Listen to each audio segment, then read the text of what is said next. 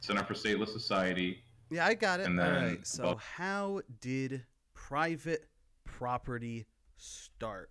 So, libertarians tend to get flummoxed when confronted with this very simple question. So, perhaps the There you most. You want to say? Do you want to go into a thing? No. Please keep going. All right. Perhaps the most interesting thing about libertarian thought is that it has no way of coherently justifying the initial acquisition of property.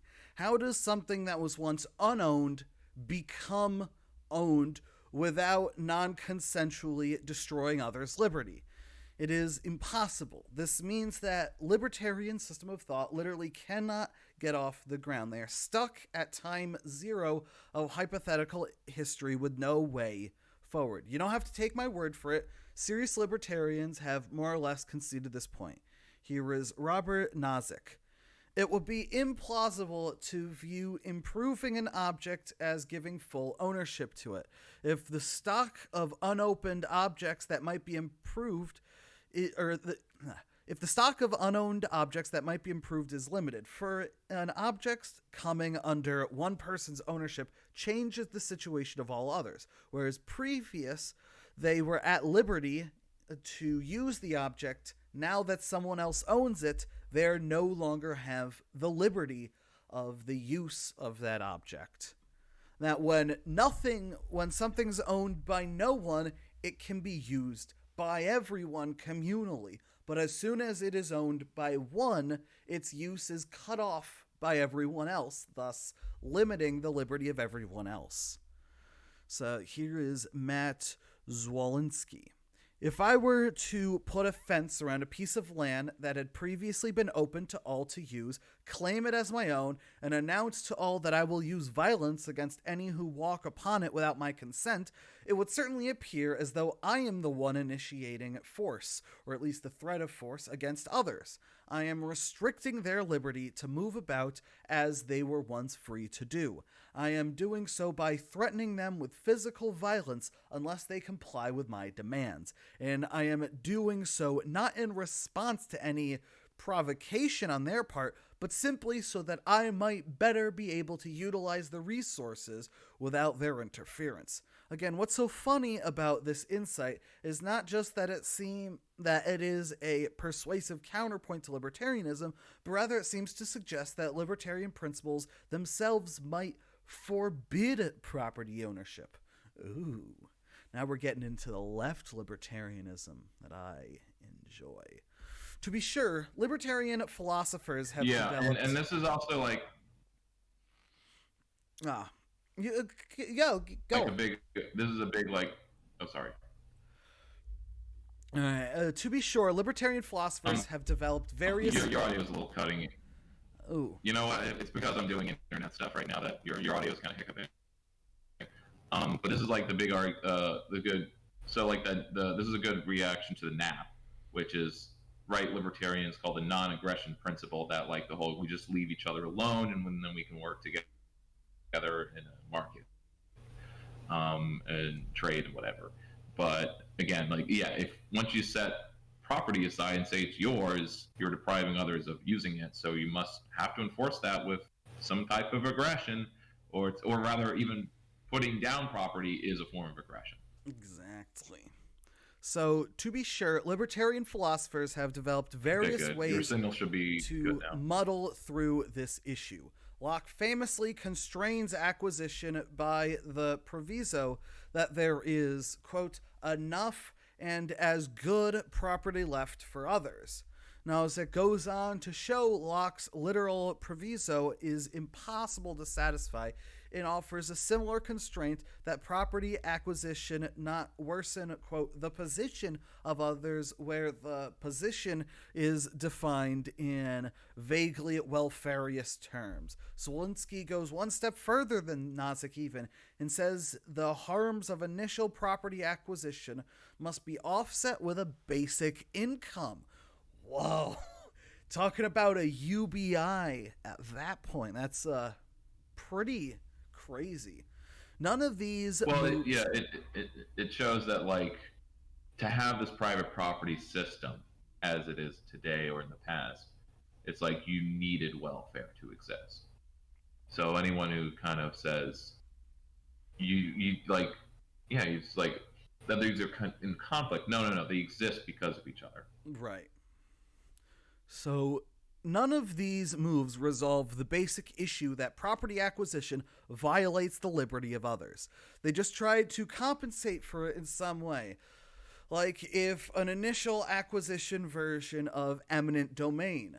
That's fine as far as things go, I suppose, but it tends to suffer from the problem that most libertarians are quite opposed to the kinds of ongoing transfers implied by these compensation schemes.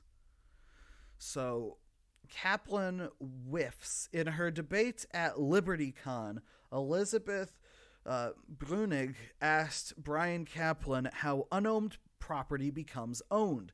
He struggled with the question in the debate, but his eventual answer, which is now more eloquently elaborated at his website, relies on half-baked intuition pumps, quote, folk morality, as he calls it elsewhere. There are many clear-cut cases of righteous acquisition. Once we understand them, we can use them to analyze fuzzier cases. What are some clear-cut cases? An individual living alone on an island grows some food, builds a house, carves a sculpture, quarries some rock. If someone else shows Always up, one person on an island. Jesus. if someone else shows up on the island, the new arrival seems morally obligated to respect that property. This isn't just seems to me or seems to libertarian, it seems to almost everyone other than self-conscious socialist philosophers. Other clear-cut cases, if two people mutually agree to pool their resources and effort, then split the rewards according to an explicit formula, whereas 50-50, 90-10 or whatever, or I pay you £10 of food to build me a new hut. I want to stop you there. Yeah. I want to point out, like, even in the Pacific, where you have all these islands that got colonized, right, by people who settled on them, they did so in groups. It wasn't ever one person, right? Right.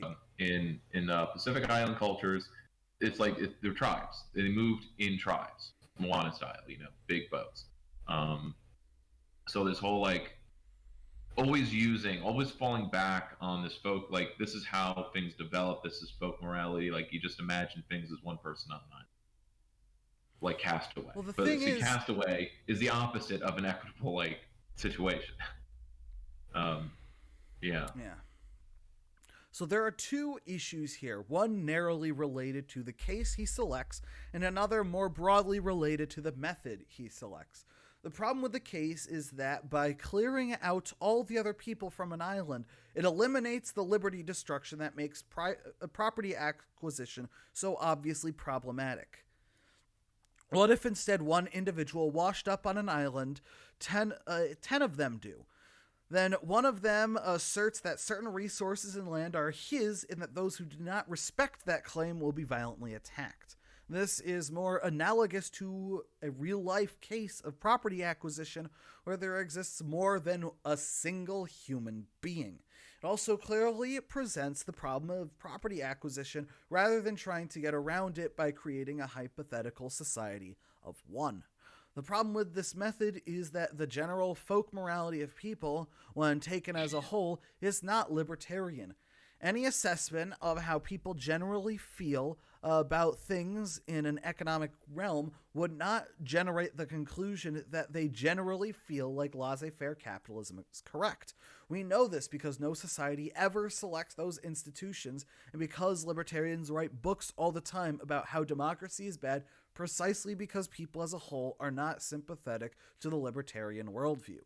An honest assessment of where folk morality is on economics will probably be something like people have somewhat contradictory ideas about economic morality that roughly sum to the worldview that there should be property rights, but also those rights should give way to fairness and welfare goals to some degree.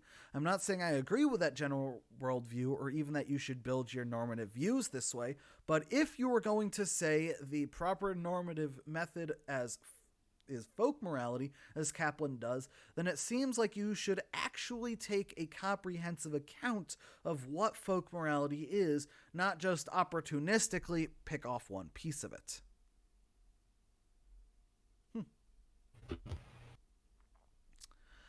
I did find that video, but I remembered also the problem that I can't really have the call and play any other Oh, audio from my computer. So it's about 15 minutes. So okay. mm, I'll be back in, or call me back at 15. yeah, and maybe I'll stop it sooner than that. All Oh, right. cool. All right.